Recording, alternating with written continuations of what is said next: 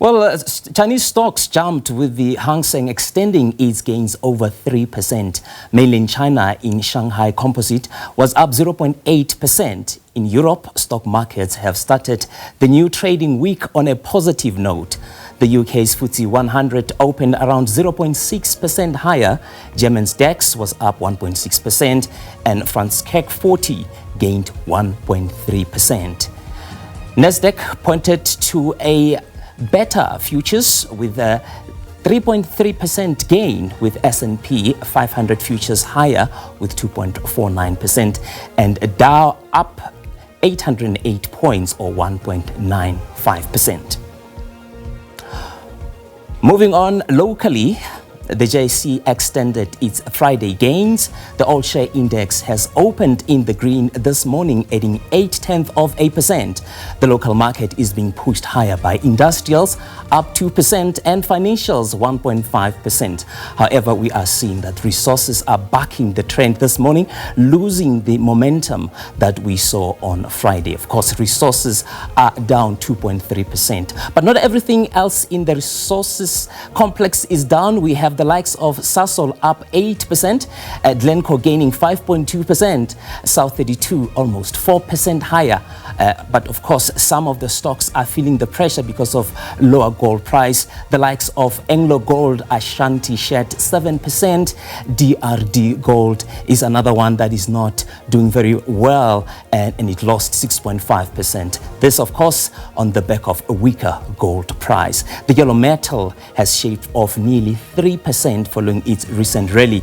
And of course, the US-China talks held this past weekend has brought some relief and a bit of certainty in the global markets, with the risk appetite back on the table and investors moving away from gold.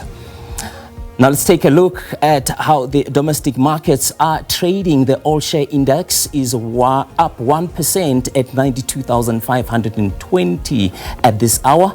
The rand is at 18.30 rand to the dollar and 20.29 against the euro and 24.11 to the pound. As I indicated, gold is trading at $3,216 an ounce, platinum at $982 an ounce, and Brent crude at Brent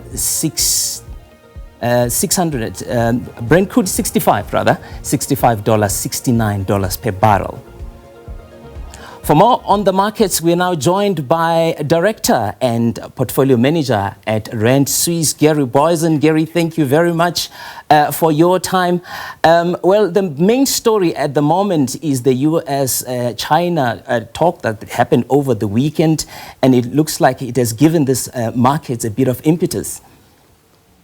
Yeah, absolutely. So looking at it, we're seeing a significant rise in the futures. So we're going to definitely get a very positive open on the US markets. And you get a sense that all market participants are just breathing this sigh of relief. And the result has been really, I suppose, a race into dollar assets. So if we look at something like the dollar index, which is a measure of the US dollar against its six major trading partners, that's back up almost at 102, up almost 1.5% for the day. So the dollar gaining a lot of ground.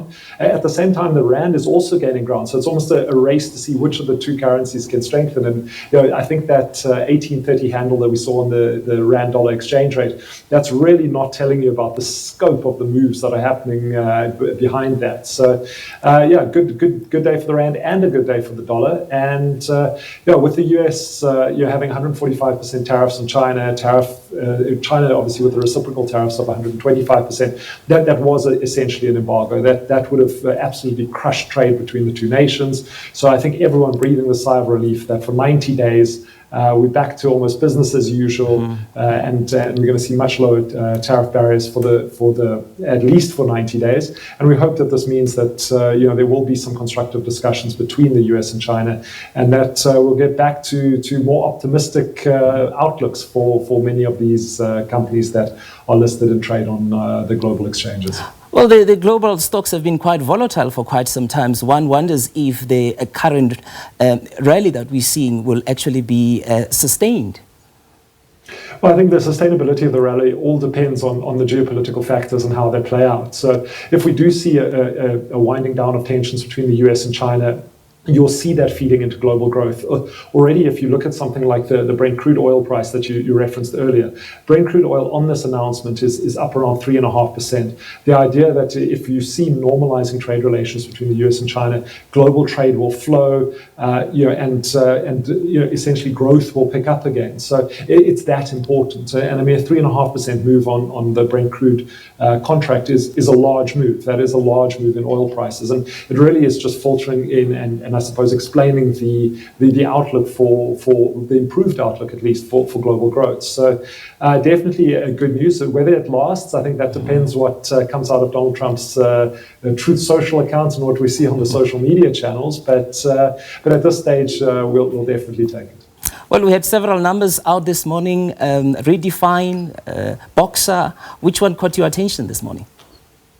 I think the Boxer numbers are definitely interesting. Obviously, this is a new listing on our exchange as well, listed on the 28th of November. They raised a lot of capital, so there is some dilution in their numbers because they issued a lot of new shares to obviously come to market. But overall, because it's almost their first reporting period, I mean, it's a very interesting set of numbers. So strong revenue growth, revenue up around 13.2%. Full year headline earnings per share actually slipping by just under 12%, but it doesn't really tell the story of the growth of the company. So they opened 48 new stores. They've got 60 more in the pipeline as well, and there really is a strong expansion tilt to the business. At the same time, they had very, very strong margin so trading margin at 5.5% is very strong. And I think what's going to be interesting in the reporting periods to come is to see if they can maintain that kind of margin when you've got competitors like ShopRite out there. I think what's going to be key for the management team going forward is really just execution. As they expand their store footprint and as they start to trade as a standalone company, obviously unbundling from Pick n Pay, will they be able to take on a juggernaut like ShopRite? And I think it's going to be an interesting battle. Sometimes competition like this is not always the best for shareholders, but certainly good for us as consumers. Yeah, broadly, I mean, good results, except that headline earnings was down. Do you think the trading environment will remain favorable for the likes of Boxer and, of course, other retailers? Yeah, it's definitely one of our preferred. If you look at the grocers versus the fashion retailers, there's an argument to be made that the grocers are potentially too expensive because they do trade on much higher earnings multiples, for example. But it is really the preferred sector. When you're looking at a discount player like ShopRite or like Boxer, even though you have a consumer under pressure, these are essentially companies offering staple goods and a mechanism to access staple goods. So there is an element of defensiveness around the portfolio, and it is one of our preferred sectors. If you look at a fashion retailer, for example, their price earnings ratio will be a lot lower just because it is more of a discretionary spend. But you're looking at the South African consumer. Everyone talks about how under pressure they are, but there have also been long-term wage agreements, both in the mining sector and the government sector, that run for around 5 years, and we have very low inflation at the moment. So we are seeing a little bit of a recovery in real wage growth, and that is incredibly positive for a stock like Boxer as well. So I think it's always a difficult operating environment in South Africa, but maybe one that Boxer will be able to navigate effectively. All right, thank you very much, Gary Boyes, and he's with Rand Suisse on the Boxer results there.